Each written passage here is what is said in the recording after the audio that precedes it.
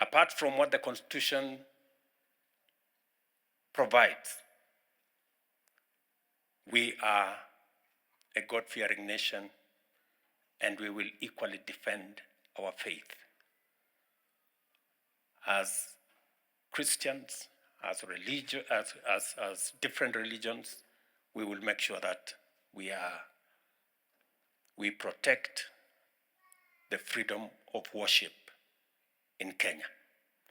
And I want to ask those who have ideas to allow religious leaders themselves to develop how they want to regulate themselves and how the church, how religious organizations are going to go forward.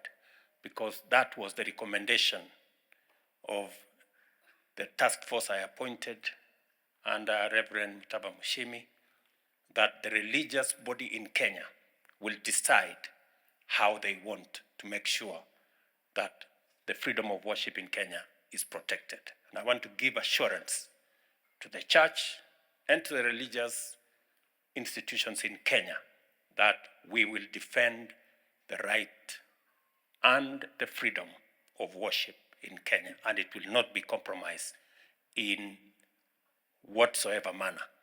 This morning, I thank God for our great country, Kenya, and the many things God has done for us, the blessing of the rains, the blessing of our farmers, and the many things God has done for us so that we can be able to feed our nation, and many other things that God has done for us, the peace in our nation, the tranquility in our nation. I want to thank God for Kenya. And I want to say to all of us, as we have been told this morning, it is good for all of us to know the purposes of God in our lives so that we can pursue and we can accomplish what God has planned for each and every one of us.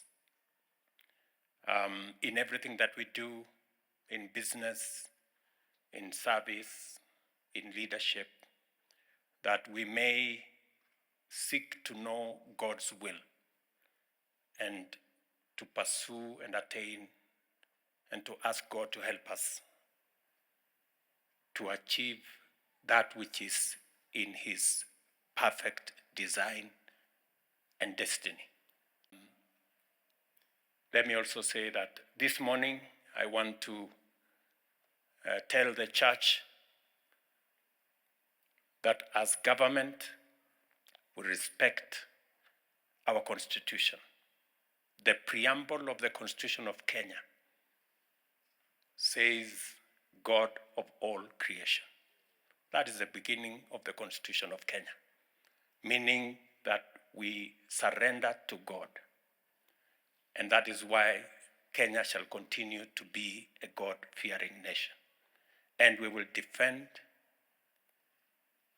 the freedom of worship in our republic.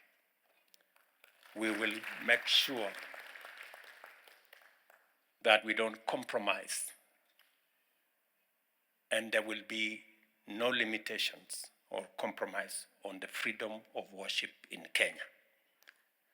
I know that there are proposals that have been made in some quarters about regulation of the church, regulation of worship, regulation of religious activities. I want to remind those who are pursuing that kind of exercise that the Constitution of Kenya is very explicit on the freedom of worship, and there will be no compromise whatsoever. There will be no limitation whatsoever.